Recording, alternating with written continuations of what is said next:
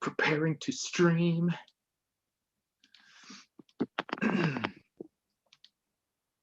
Exciting. Yep, we're getting there. So what did you? Your public We are knowledge. live. Your relationship status is public knowledge. I think so. I haven't tried to.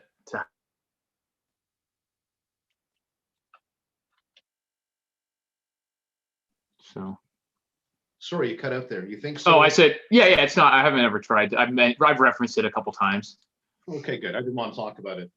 But did you do anything special for the missus today? No, we've been together so long that we're just like, oh, I'm not gonna buy you anything if you don't buy me anything. Like, deal. Normally, though, here's my strategy, and it's a winning strategy, is that I've been really good over the years at being creative, but also doing it like low key and inexpensively. But the key is leading up to that, you convince them that you're not going to do anything. Yes. You know, they're like, or that you've forgotten. But the only way to really make that work is to not do everything every couple of years. Otherwise, you know, so you have to actually not do it something every once in a while. Like especially pissed that time. Well, like I said, she's chill. Luckily, it wouldn't have lasted as long to begin with. And when I do something, it's always really charming and creative. Yeah. So one of the ones I did was I took a, you know, those little like hearts. They're like chalky heart candies that say stuff on them. I don't know what they're called, but they just say like they're like it's maybe an American thing, I guess. But they're these little like. That's right. There's like white letters. Yeah, and they're like chalky kind of, but they're just white and pink and everything. Okay, so I took like a tray, and I filled it with those, and it was to make it look like a litter box. And then I got like Tootsie Rolls and unwrapped them and to make like bits. And then I got like a stuffed cat to like perch on the edge of this tray. And it was like, you're the shit or something like that. I don't remember what I said.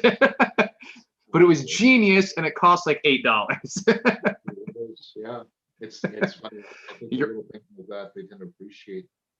One I can't that's pretty good.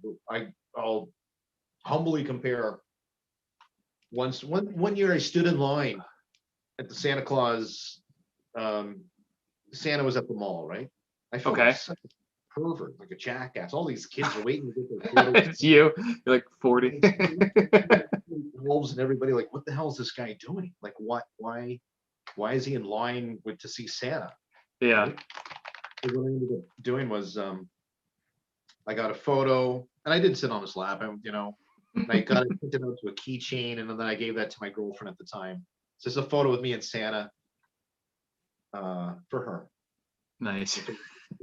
So, I don't know if our chat is working. Like, it seems to be frozen again. It does say that there's 16 people watching. Okay, now it is. We got one in. Has it been live? Okay, cool deal.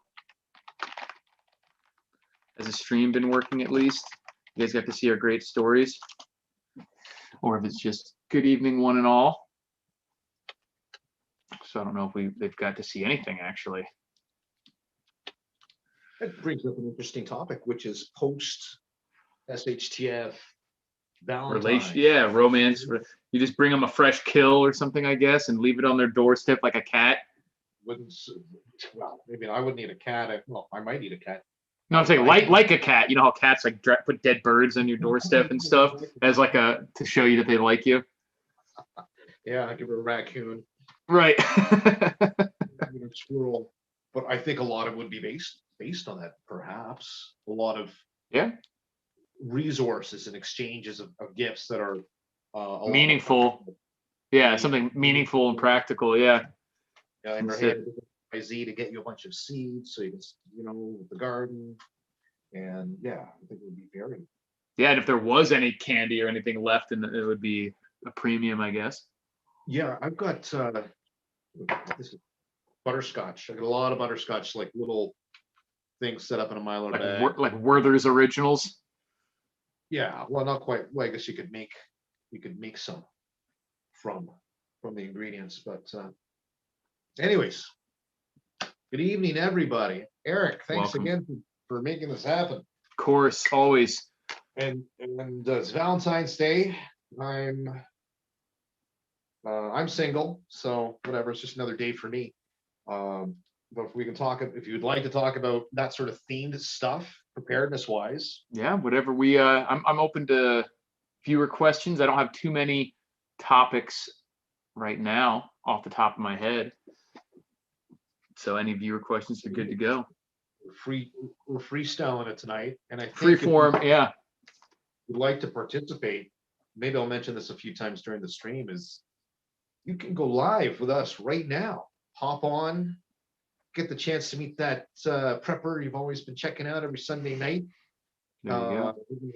Crazy about it. Well, long and the short, if you want to come on for 5, 10, 15 minutes and hang out with us and just shoot the shit, then send an email to info@ontariopreppers.ca. That's my email address. Dizza Jizza, what do you say? Come online for a second. We got SPQR Cincinnati says he exchanges gifts, as in the little moving pictures, not gifts with a T, but just memes, basically. True love right there. True sign of survival contraceptives. There you go. Like vicious uppercuts to the womb. It's old school method. I heard the old school. The plan B punch. I know they use the intestines of animals. Yeah, as like condoms, basically. Yeah, sheepskin. Yeah, how about the? Sorry. Go ahead. No, someone, William Miskaskin said, "How about the 40 states under a winter advisory?" Yeah, we have seen. I think certain parts of Texas was getting hit really hard with the freak snowstorms, kind of. And we did have actually a little bit of snow here in Vegas a week ago or so, roughly, which is pretty interesting. So, yeah. So definitely just another thing to be prepared for. Harsh weather, power outages, hard to get supplies, travel becomes restricted, things like that. So something that's probably going to evolve as we move forward in time as well. I mean, we're right. Playing with the atmosphere and messing up the planet. So why not? Who knows? Yeah. Let's see. For her pleasure. It's from White Space Marines. I don't know what that means exactly. Preps for a winter travel. Like I was just saying, it's preps that you would have for pretty much anything else, with just a focus on the temperature, staying warm and without power. And that's pretty much the big one for winter. Everything else is the same: light, food, medical supplies, whatever. But the temperature obviously is the biggest consideration for most winter stuff. So staying dry and warm. Keyword dry for sure. You sweat, you die. That's I think the Survivor, one of his slogans. And always better to be a little bit cooler than warmer, because if you're warmer, you're going to sweat, and sweat is going to wick away the heat from you a lot quicker than if you were dry. One other tidbit, because I don't want to talk about winter preparedness necessarily for the next 45 minutes, is whenever I go camping, I always bring a block of cheese, and maybe you can consider that as well, Mark. And the reason is heat begins through thermogenesis, created internally. And I'll have a big chunk of cheese before I go to bed, because it breaks down, and it takes its time, and the byproduct of that in the stomach is like literally heat generation inside. So regular block of cheese. By the morning, your sleeping bag's full of just like warm gas.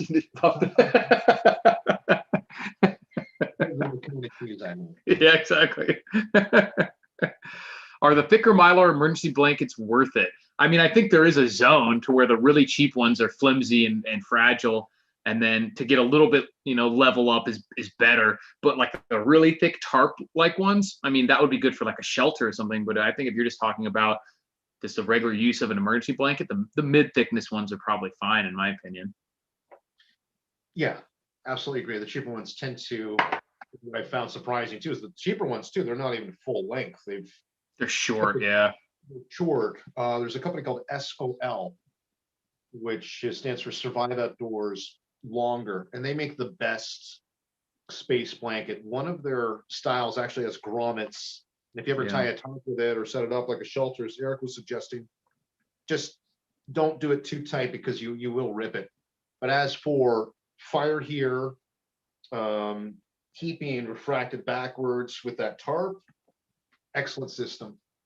Excellent system. and by far, bar none, the best Mylar tarp you can get is made by SOL, in my opinion. Cool. I actually had to use one time. We were out hiking and up in Mount Charleston here. It's significantly colder than the surrounding area, and it started like hailing. So I went to bust it out for my girlfriend, but I actually accidentally had the one that was like a tube almost, like a sleeping bag, and I really just wanted like the regular one. So I had to like cut it to be like an open piece to actually use like a poncho kind of. But how did you find it? Oh, I'd had that one forever. I don't even remember where I got it. It's just one of the ones that I'd happened to have. I mean, when you actually had it on you, did you notice a considerable difference? No, it was for her. I don't think so. It was shaped into basically, it was a sleeping bag, basically, not just an open blanket. But otherwise, it was identical to a normal space blanket. Right. Yeah. And let me rephrase the question. Like, she was like, "Oh yeah, this is much better than I." Oh, it made a big difference for sure. Mainly because, like you're saying, it kept her dry because it was like hail with also like cold sleet, kind of like rain. So. Wow. It's going to do something for sure. Strachan 7676. Is there a PDF of preparedness books or a list of books to keep on hand? I'd like to give myself a plug here, if I may. Go for it. Somebody may have a Patreon page that is giving out gigs and gigs of information once a month. Last month we did just general survival. This month we've got a poll between 6 gigs of medical information or 11 gigs of off-grid energy producing information. All PDF files, all books. Nice. That's all I'm going to say. So what was check it out, guys. A list of books. I mean, there's a lot of good books out there. I only can probably remember a few off the top of my head, but to some extent, they're all the same. I don't want to say that in a bad way. You know what I mean? But there's just so much overlap in a lot of these preparedness books that the real and very few of them are really detailed when it comes down to like the actual specific types of information that you'd be looking at once you're beyond the beginner level of being convinced that you need to prepare type thing.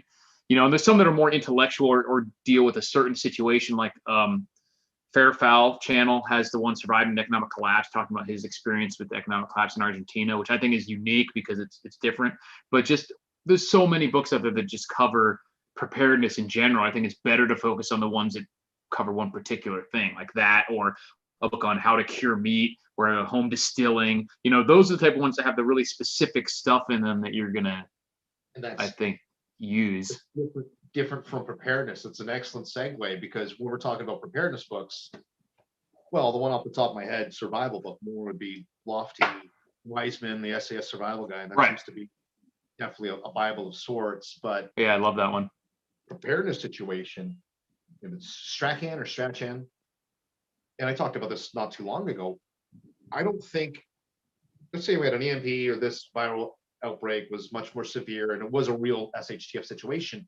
In my opinion, I would want a library of books that are off-grid, as Eric was suggesting, how to distill alcohol, how to off-grid power solutions, mechanical engineering, electrical engineering, how to make machines. Because I don't want to learn how to purify water or make fire in a book when I need to. You should already have those skills. Yeah, and that's sort of my point. Is that I think most of the people watching this are beyond the reading like, oh, here's how to prepare, store water, store food. You know what I mean? Like we're getting to the point where it's like, how many exactly teaspoons of the calcium hypochlorite do I use for, you know, and like look that up, or what exactly was the difference between this poisonous mushroom and that one? So you have the book for that, you know, but a general preparedness book is not really usually going to be deep enough in any of those fields to really, cover that knowledge. Exactly. Yeah. And it's not only that, so you got to think about not you, Eric, I'm just saying for people in general, in my perspective, the state, the time period. You've got some food. Everybody here watching this, most of them got some food. They got their basic preps. Maybe you're not a master at certain aspects of preparedness, but you're going to survive. So month 3 or month 6, when somebody figures out how to make a generator and you power on your laptop, you got all these books. Do you really want to be going back in time and learning how to start a fire? No, because you're probably going to be at a stage where that's going to be more or less redundant at the time. So that's where the whole off-grid gasification, things of this accord, generating power, alternative energy is where I would be focusing, in addition to medical. Yeah, just like Colorado Biker Prepper says, textbook. Basically, that's what we're talking about. It's more like reference manuals and instruction manuals for specific areas that you know you're going to need, are probably going to be more useful in, like not necessarily preparing for, but during the actual collapse, where you don't have access to the internet for all that random technical knowledge and specific knowledge that you would need for stuff like that. Mark Olson says Reality Survival is working on a PDF library. Cool. So we don't know who Reality Survival, who was actually the original gentleman that started this whole trifecta thing, whatever it is that we're watching now. It's a gentleman named JJ Johnson. It's one badass mofo, I would suggest. Yes, sir. Channel, Reality Survival, and he just got off of Patreon. Do you hear about that? Yeah, he made a video that he just basically wasn't comfortable trying to charge basically for the knowledge that he was giving out. So I forget exactly what he's moving to, but he took a semi hiatus from YouTube, and he's been back with a lot of good stuff lately, pretty frequently. And I think he's moving more to I don't know if it's the donation model or something like that, where he wants to give the knowledge away for free and find other ways for people to join in discussion groups or whatever for revenue. Right. But yeah, always great material regardless. So definitely worth paying for, regardless of whether he decides to charge for it or not. Right. Yeah, I certainly agree with that. He's a very knowledgeable, experienced gentleman. And what I like about JJ is it really is a lifestyle for him. I mean, I've seen these videos out of his garage now. It's just like half of the stuff in his garage. It's all it's connected to his sort of self-reliance, preparedness mentality in a lot of different ways. More than half, majority of the stuff. Right. So what are we, halfway, 15 minutes in?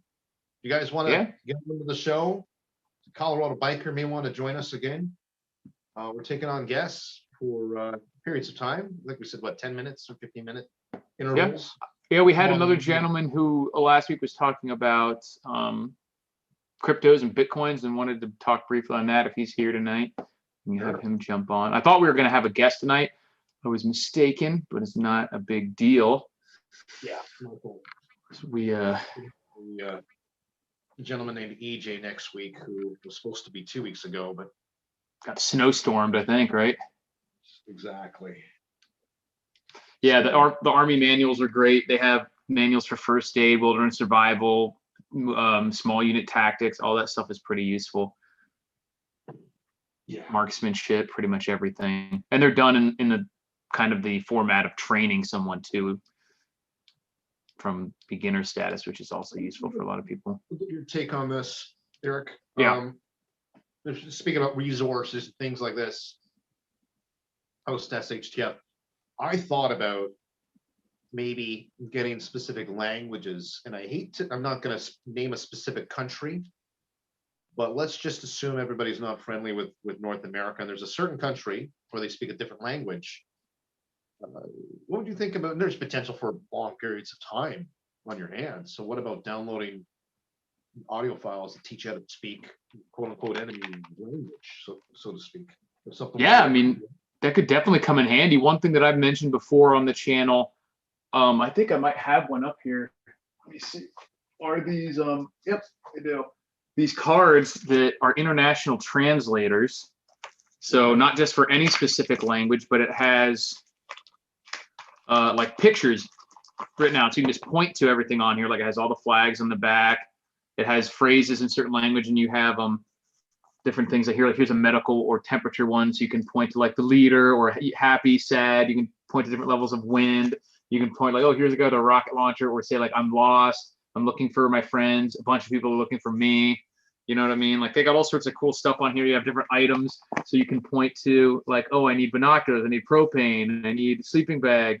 You know, so they have all sorts of stuff. They have a landscape.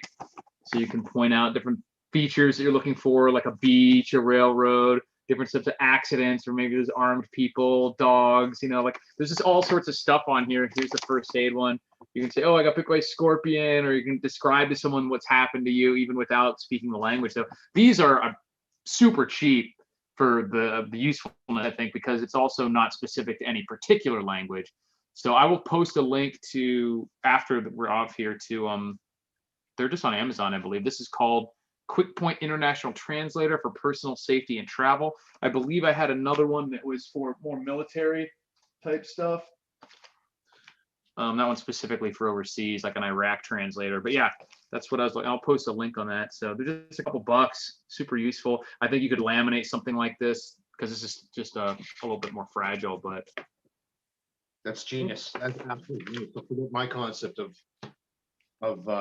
learning a specific language. So just in case you needed to interrogate some foreign person that was in your country, that by itself, SHTF. Let's just assume you go to the next town over and there's a young family that don't speak any English.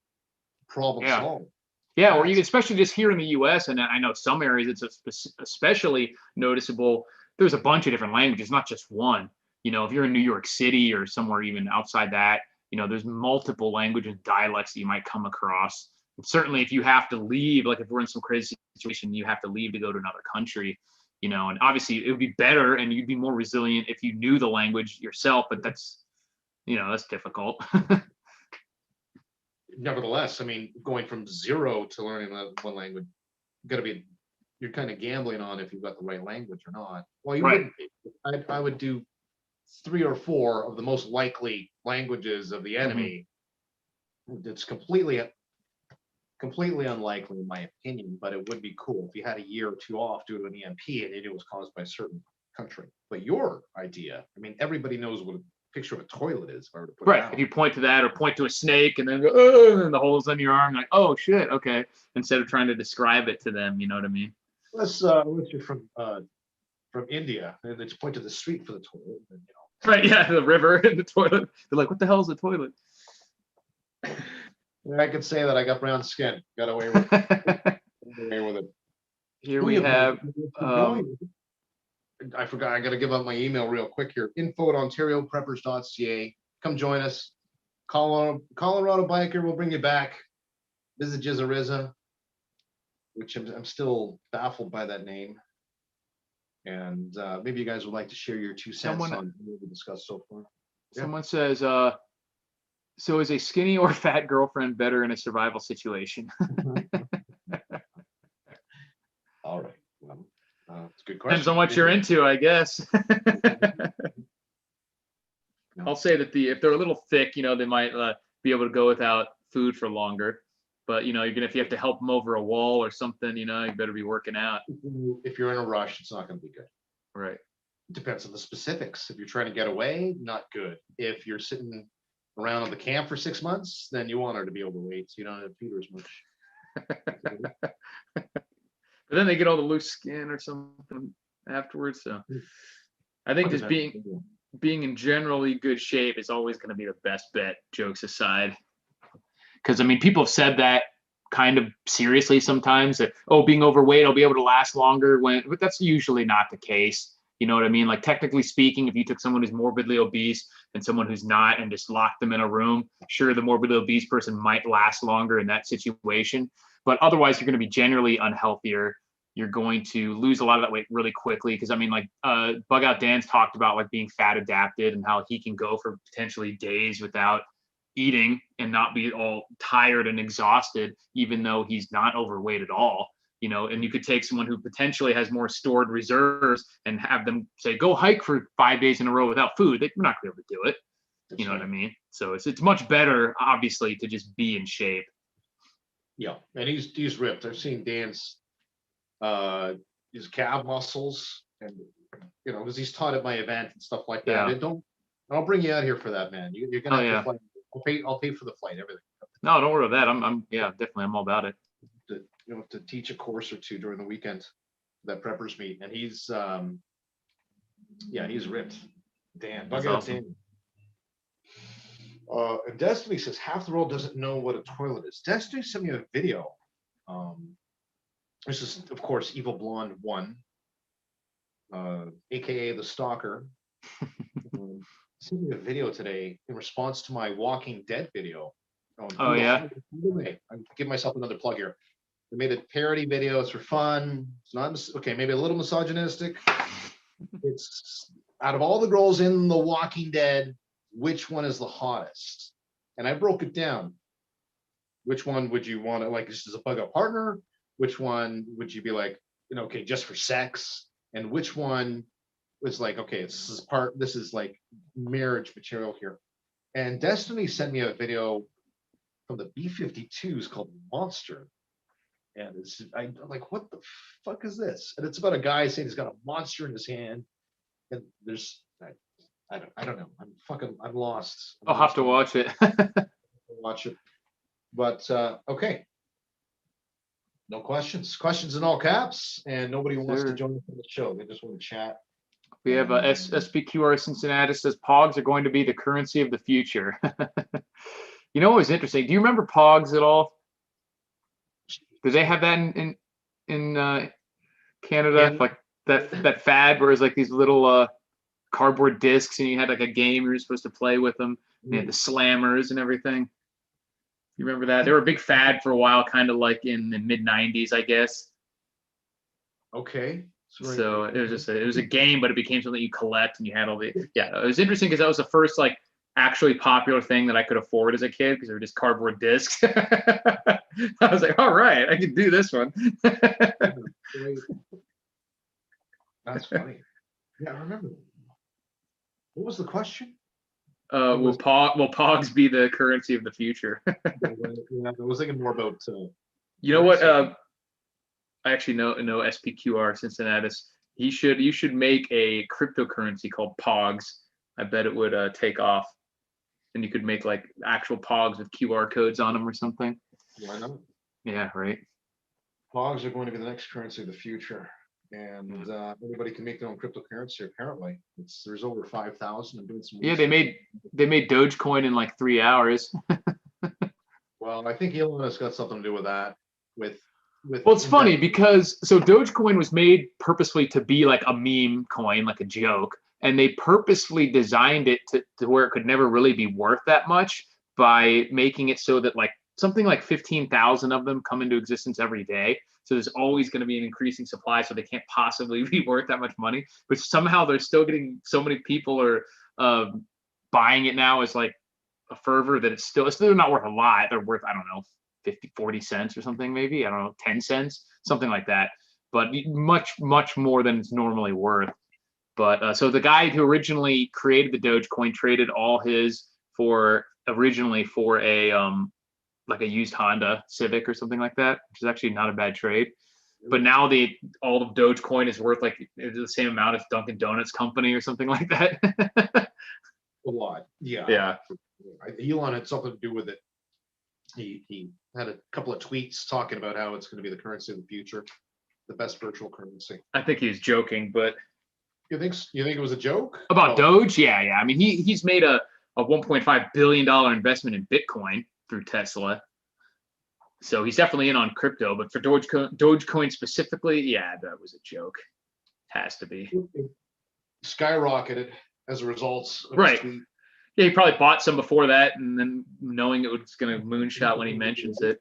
You're right. Maybe the whole thing was a joke, but I mean, if you had that sort of power to simply say, "Hey, the funny thing is, he's not a financial guy necessarily. It's not like I don't see Elon in front of the computer to,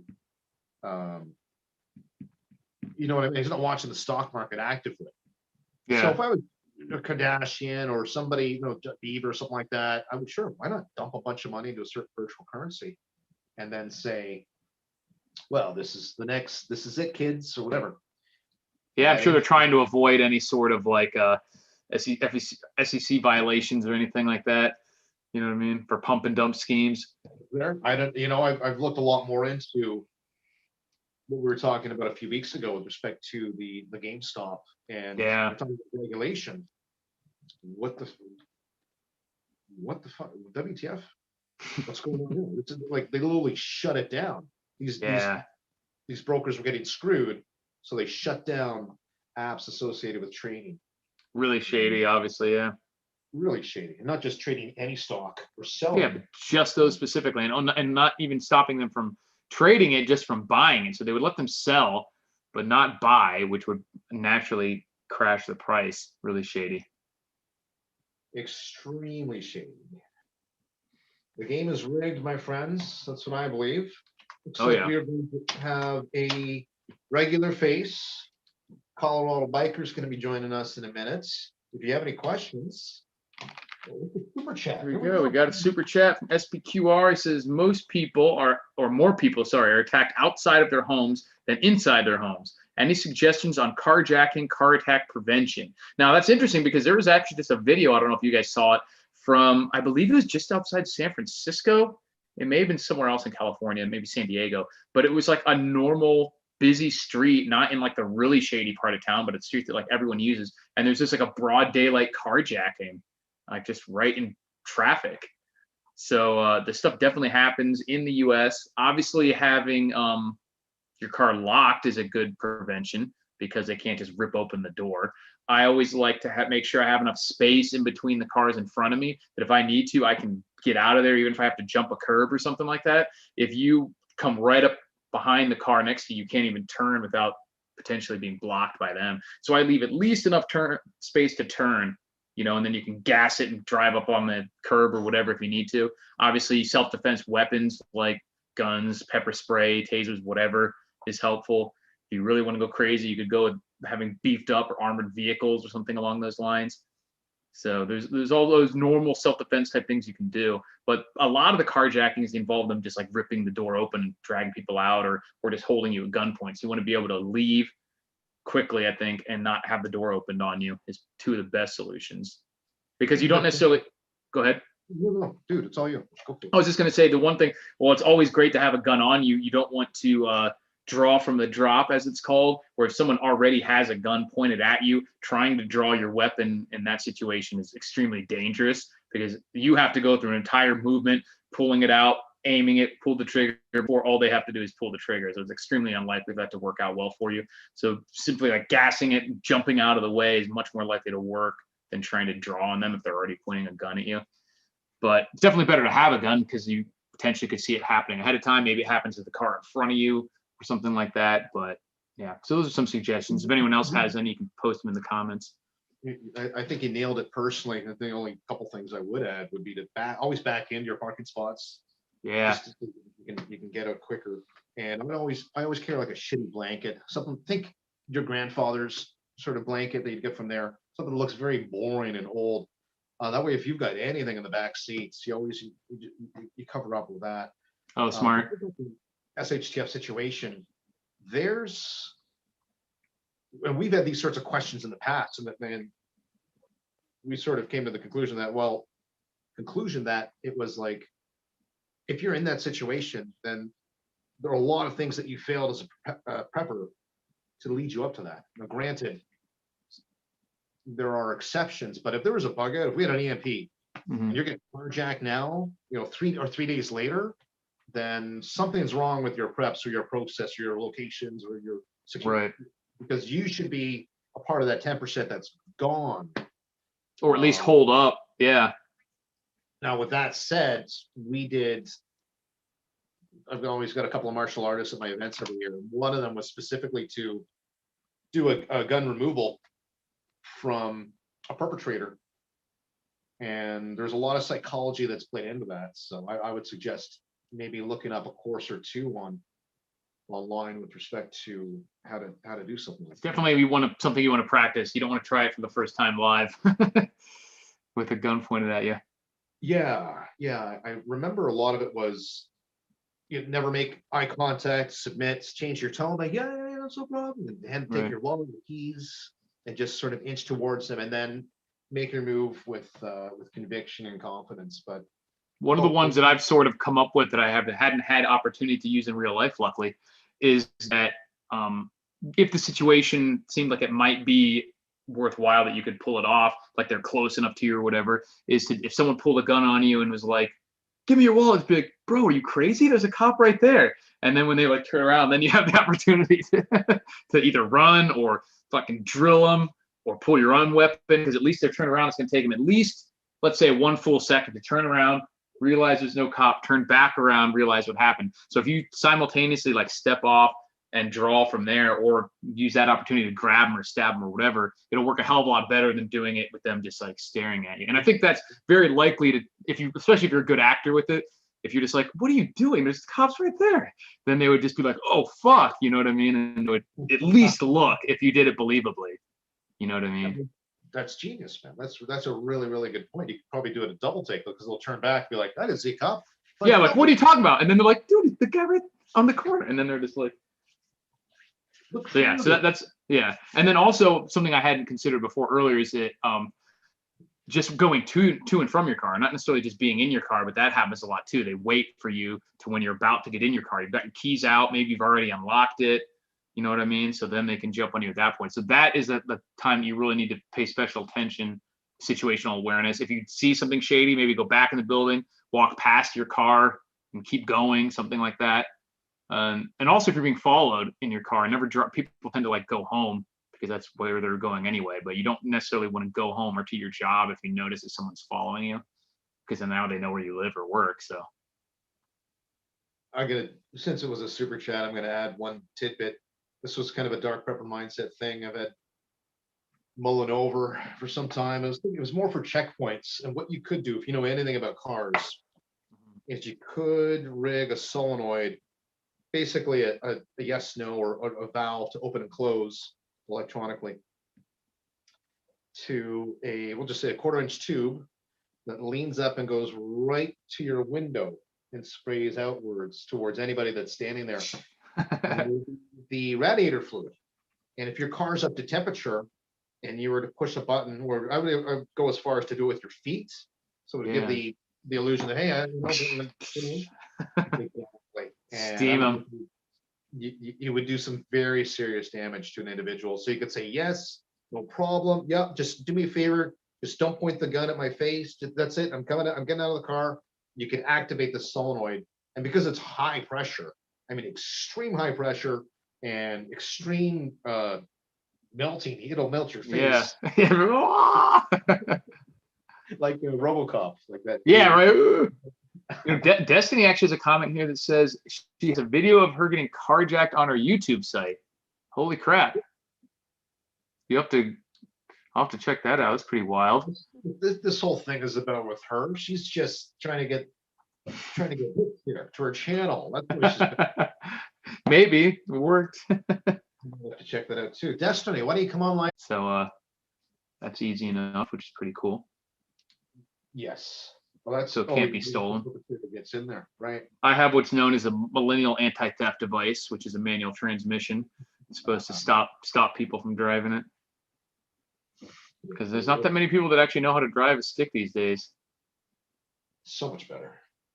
I like it. It can be annoying sometimes if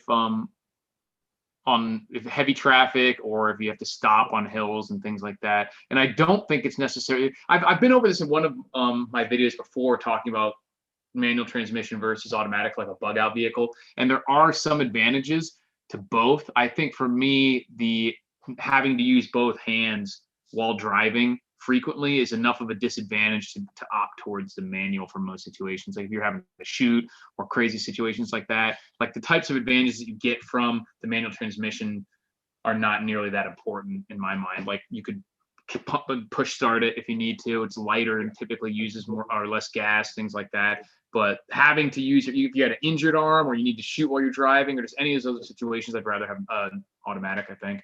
A good point. I have to agree. You need to know with your hands if it was a real bug out. But going back to 2 steps, you're talking about rigging your vehicle to do any number of different things. We had Mad Max. Was it Beyond the Thunderdome? It was one of them. Where it was the Road Warrior. Yeah, we had he reaches underneath and he says, what did he say? Like, it's your gig, man. He's like, a fast man might think of having a weapon under there. But he had a machete and armed it. Yeah. Some kind of detonator to destroy his vehicle. Yeah. That's funny. That's funny. You know, I actually do have like 3 or 4 memes too this time. People have been sending them to me. I haven't had a chance to go through them all yet. And the political ones are funny too, but I prefer ones that are just other topics, not all just political. Oh, did I still not send that one to you yet with the Trump one? Yeah, it's my bad. I didn't really remind you, but can you send that one? Absolutely, yeah. I'll find that one for sure. I don't know what it is about that meme. Do you have any this time? I only got like 4 or 5. No, I'm not on social media really at all. Okay. Well, I'll go ahead and share the ones that I have real quick, since we're just past the halfway point. So let me see what we got. Oh, Colorado Biker says stick shift is the only way to go. So we're gonna have Yeah. I prefer it, but all right, here we go. Guy says, you must participate in the mandatory buyback program of all firearms. And he's like, fuck off, you never owned them. He says, are you resisting? And he said, are those plates level 4?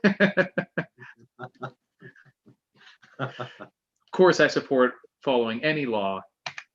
And this is a yes and no for how to bury your right vertically next to the fence, the metal fence post.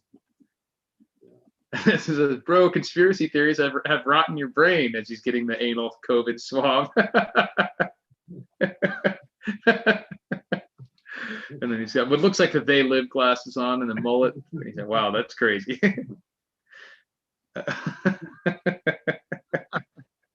Oh my God. And he's got, it's interesting that if you don't have a uterus, you can't have an opinion on women's issues, but you can compete in women's sports. Interesting indeed. Yeah, this is good. And the doctor says, well, it looks like you're pregnant. I'm pregnant? No, it looks like you are.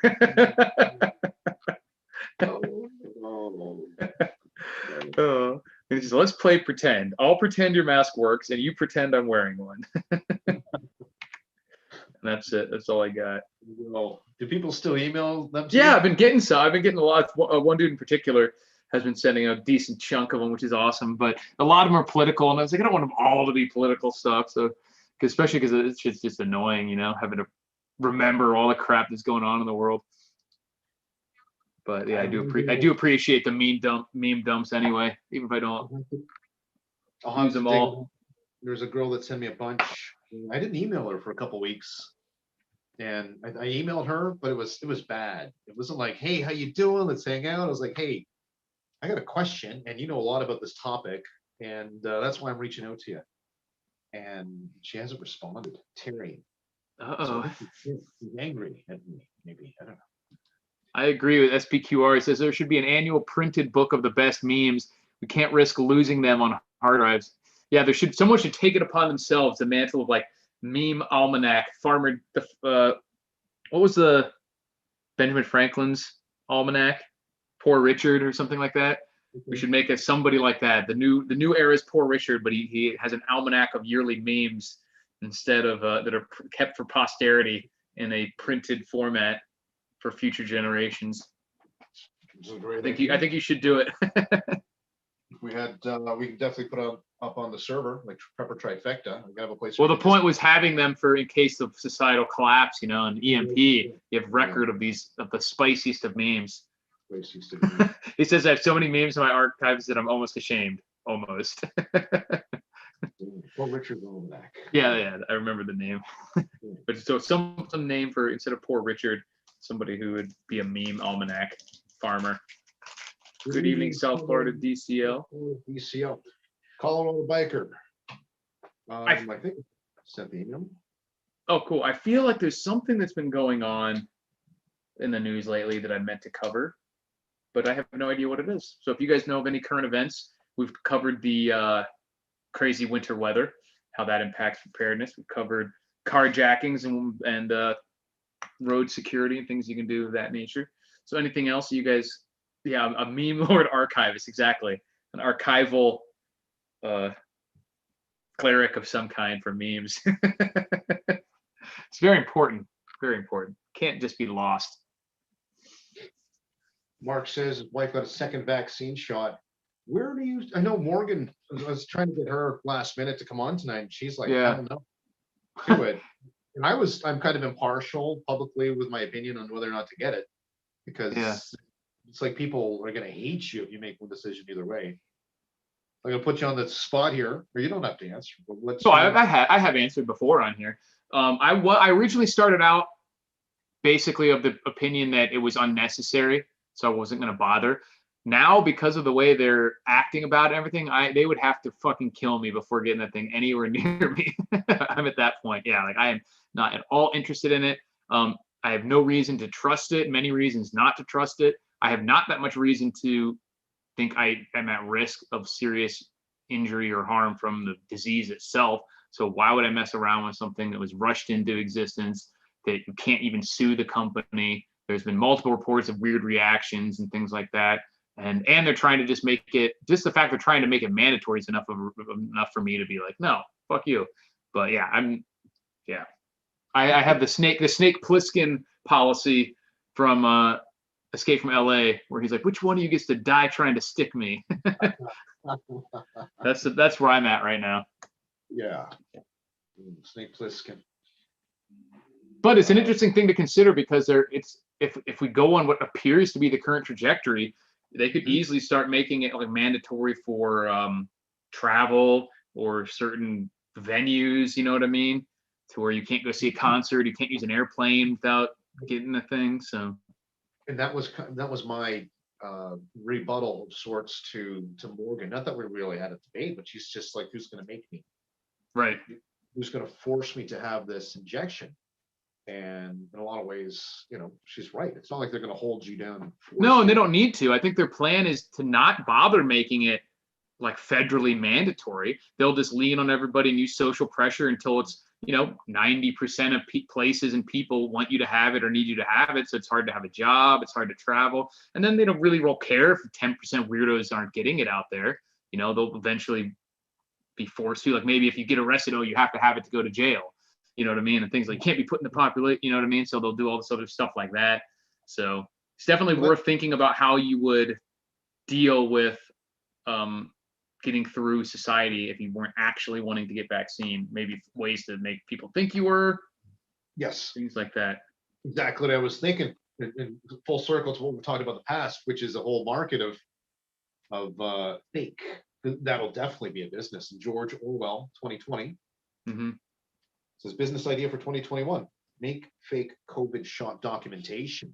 Yeah, I mean, I've joked about that here on the live streams before, where you right now they have these little paper things that's like your card. I'm sure that wouldn't be that hard to forge if someone was so inclined. Of course, I'm not suggesting anyone do anything illegal, but we joked about getting someone who looks like you to walk in with your ID and get their second, third, fourth round of shots for a few $100. You know what I mean? And then get a legitimate card, things like that. Like if you have a beard, or if you just find someone with a beard to take your ID in, if you're a man, then they're going to be like, all right, whatever, it's probably him. So you generally look like them. Right. And they're not going to question you. How long do people stare at your ID anyways, right? For something like that, right. And luckily, we're at the point right now that there's more people who actually want this godforsaken thing than there are available to give. So they're not coming after the people. They're not even bothering with the people who don't want it. But eventually that's not going to be the case. So I'm definitely not stoked for what that's going to look like, but I'm absolutely not getting it. Yeah, Mark has got a good point here. He says, something to his wife first, says that her card is 6 slots for other injections. Yeah. In quotes, and he says, I could make the card she has on my printer. So logistically right now, it's right. We're in the very open beginning stages of it, but if they get to the point with these people talk about passport or vaccine passports and having it somehow linked to so now would probably be a good time to get one of these cards one way or the other, because if they get to where it's mandatory and say, I already got it, with this early adopted kind of easy to get documentation, it's probably a lot easier then to get in the system as having had it then until it becomes much more official, so. Yeah, for sure. Totally agree. Because logistically, it'll just get more complex. Yeah, it might be something on your ID or actually on your passport or whatever. So, and instead of being at a Walgreens or wherever, it might be at an official police station. Who knows how draconian it'll get. Totally agree, though. I think it won't be that they'll force you, and they'll just inhibit. They'll inhibit. I'm sure some states will go as far as to say, well, you can't renew your driver's license, or you can't. Yeah, maybe. Can't do certain things. Don't want the vaccine, don't want the shot, no problem, no shot. But I don't even think they'll come at it from the things like driver's licenses, because that'll get so much of a pushback initially. I think they'll start with like, it's too expensive for companies to get insurance if you're going to have unvaccinated people. So like anywhere you could possibly get a job now will require it. So it's like, oh, you're not required to, you just can't work here or here or here or here or there or anywhere. You know what I mean? So unless you already have some form of independent income, it might be very difficult. So there's an underdog company like Dunkin' Donuts or something that's going to be, screw it. You don't want the vaccine, come work for us. right. But then they could send in people who say, oh, I got the coronavirus and you didn't, because you weren't following the CDC recommended guidelines. So then the judge will let you sue them into oblivion. You know what I mean? Right. Yeah. So that's how they'll do it. Just like how they're talking about how they're all going to ban weapons and stuff, but really what they're actually doing is just making it incredibly expensive. You know, they used the EPA to shut down one of the last lead smelting plants a while back in the US, things like that. They're going after, being smart about it, honestly, and going through the backdoor ways of making it just very difficult instead of just outright banning it. George Orwell, there may not even be a law against making a big card. He's talking about how Mark's wife had got. Yeah, maybe not yet. Yeah. Well, that could be the ticket right there. Mark, what do you send me an email, man? I want to see. Yeah. Well, as of right now, there probably isn't, like, actually making a fake card itself is probably not illegal. What you would do with it, like if you use this information to get a job or to get access somewhere with fraudulent documentation, that would probably be illegal. But simply making it probably isn't, at least right now. Right, but you could always infer as well. Somebody could say, "Hey, did you get your COVID?" You can say, "Well, you know." Yeah. Well, I got this. Yeah. Yeah, yes, you're not saying Right. no. Right. But it's definitely a time lapse here with respect to logistics. So JJ from Reality Survival had brought this up months ago with, as an example, the churches having a sermon in the parking lot. Everybody's in their car. There's no chance of transmission. But the policies and regulations didn't connect with the rationality of the time. So, in a similar sort of perspective or angle, yeah, we could print out all these ID cards. Mark could make a lot of money. I bet if Mark sent me an email, info@ontariopreppers.ca, says, here you go, I scratched up my wife's name, this is what it looks like, and then everybody else at Che, I'll give you $2 for a printout to mention. Yeah, right. Everybody watching, then we could all print out and we could all be COVID vaccines. Right. Here's another good point. Mark says, what to do about the folks who recovered from the virus? They have no card. Yeah, but you already see them saying like, oh, you don't get permanent immunity. It only lasts like 90 days. So they're still going to want those people to get the vaccine too. Well, that's true. Yeah. What is your thoughts on the time frame for the government to implement mandatory compliance? It's interesting because, I mean, if we see it, if they start doing stuff like that, it would probably be at the end of this year or sometime next year. Because like I said, right now we're actually dealing with vaccine shortages. We're seeing the case numbers go down because they changed what counts as a case and they want it to look like Biden is having an effect, but then they're also being more draconian with like saying you should wear 2 masks or whatever and get your butthole swabbed or whatever they're saying now. So I wouldn't be surprised to see that sort of thing happen once they start having enough vaccines for everyone. And the level of like public lateral policing and public shame that's come out of this is the most disconcerting to me. Like they are not having to do much because they can completely rely on your neighbors. People are so willing to turn people in, just think you're a horrible person for not even wearing these stupid masks. Just imagine what they're going to be like when they find out you don't want to get vaccinated, Is that, maybe you can elaborate on that a bit. Is that a big issue down there? In the US in general? Yeah, I see it all over the place. I mean, like there are plenty of people who are just like, oh, just do what you say. You're killing everyone's grandma if you don't wear a mask. You're just being selfish. And we live in a society and all this other nonsense. And it's definitely, I don't know if it's the majority of people, but it's definitely a sizable group enough to cause serious problems. Well, I wonder if that could be as well with responding conversely on people that don't want to get the vaccine. Because if there's 50% of the population says hell no. Yeah, I think there's enough to make real issues, luckily, which is why I don't think they're going to go to legally mandatory. You know what I mean? They'll just start slowly introducing more and more companies and more things that you can't do without it. Yeah. And Mark had a really good question or statement, which is, what about the folks who recovered from the virus? They have no card. Right.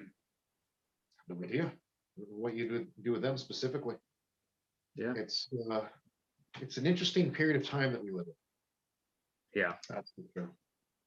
And Who knows? I don't know what they're going to try to do about it. No. Yeah. Well, there's your boy Brian. Dang, I missed Oh, you. yeah. Brian. Oh, it showed up late. It's all good. We'll be here next week. You can always rewatch it afterwards as well. I'm going to put the link as soon as I stop, I'll put the link in the description for these cards we talked about for nonverbal communicating with people who might not speak your language. Really useful. You know what? I'm totally gonna purchase those. I'm gonna refresh the link here and purchase them. Cool. Can you maybe go through that one more time, just in case? Yeah. So yeah, these people we were talking about. Che actually mentioned potentially learning various phrases, at least in different languages, that you might encounter in a shape fan scenario, which is extremely useful. And then I had one of these that I pulled out, which is, they called it, what is it, a international translator.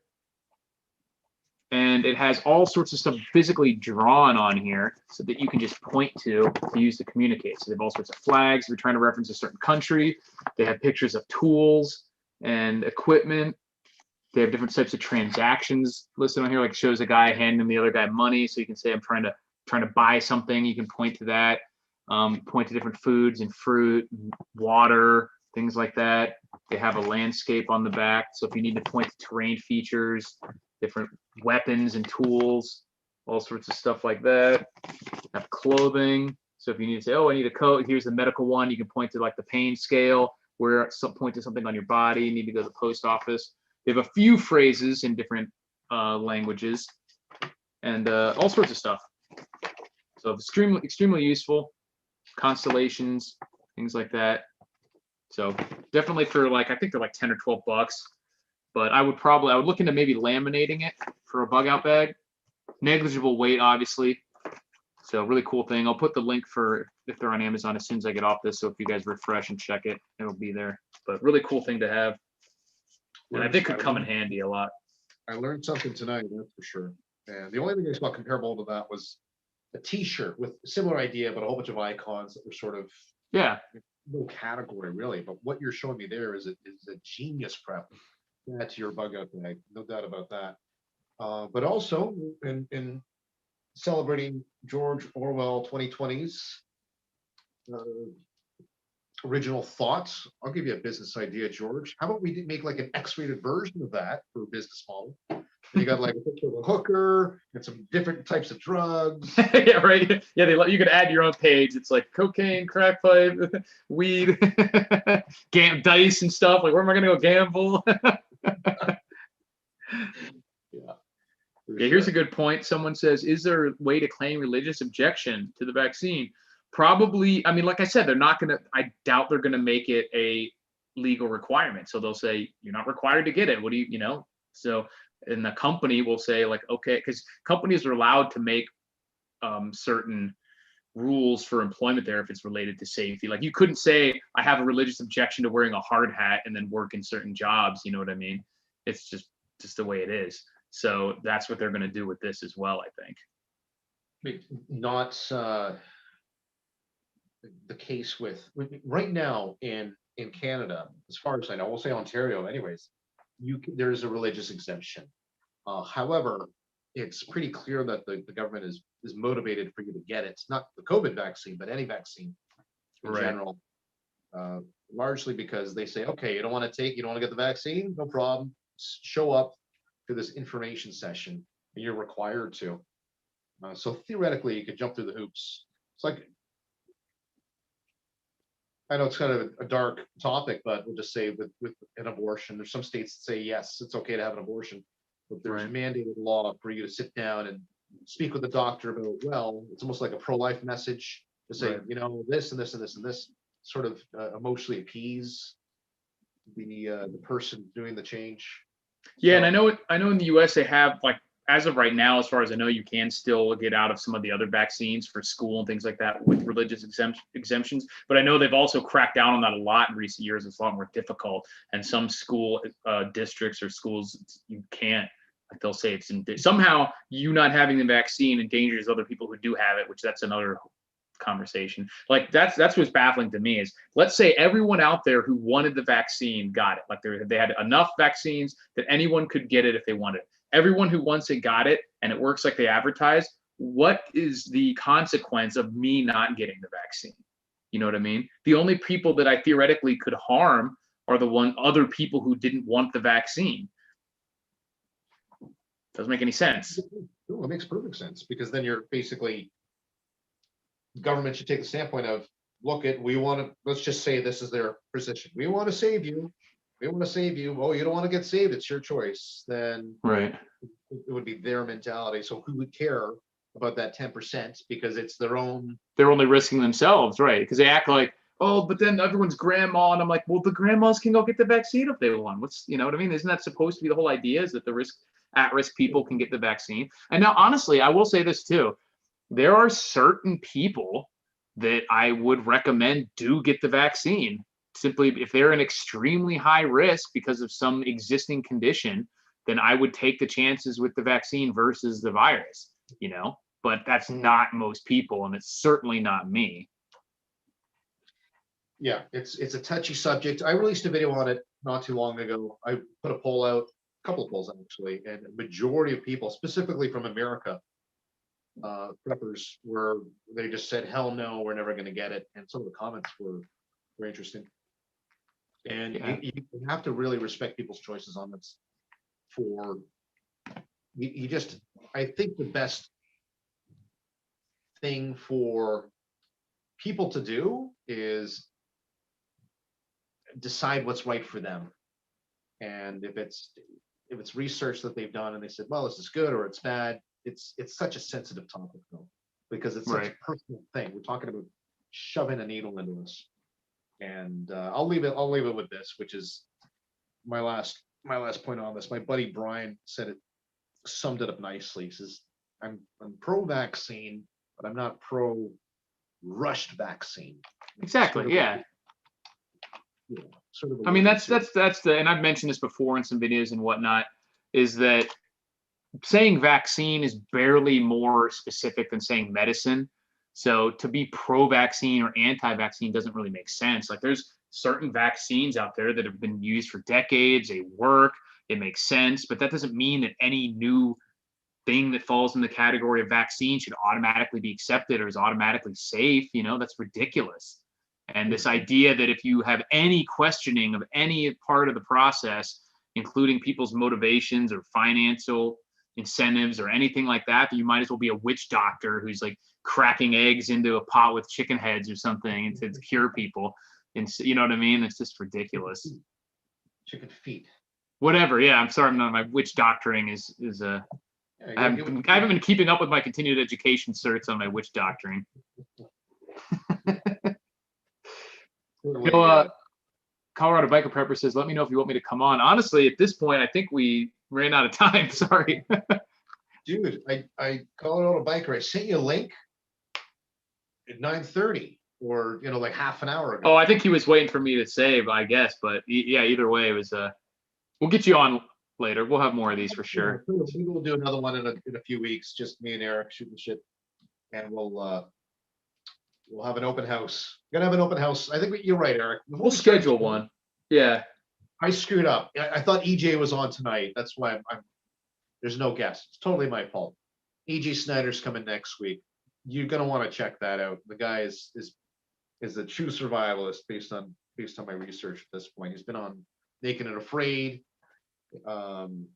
He did that show with Ed Stafford. I don't even know what that's all about. Was it Dual Survival? Was that the one?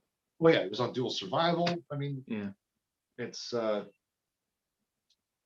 to be quite entertaining next week. That's all I got to say. But with that said, Eric, before we got live, had said, this is cool. Let's just go back and forth. And I think we can do this once in a while so that we can get some of the audience members to come on live and talk with us. That's what I was hoping for. Yeah, and if we remember to keep checking preppertrifecta.com, correct? So that's where Che's putting the. Yeah, so preppertrifecta.com, that's where you'll see the next upcoming guest. I usually update it on the Monday. And then there's a countdown, which I've got to fix, but there's a countdown. to the show, and it gives you a little background on the guests that are coming up. So Yeah, so if you guys go on there and see that it's going to be a free flow or free format show, then get your webcam setups ready so you can potentially jump on as well. So yeah, had fun, man. It's getting to be that time, but yeah, I appreciate it, guys. Check out Che's Patreon channel for all that information. Gigabytes and gigabytes of information he's been posting on there as well. And check out rulethewasteland.com or Amazon for my fishing kits.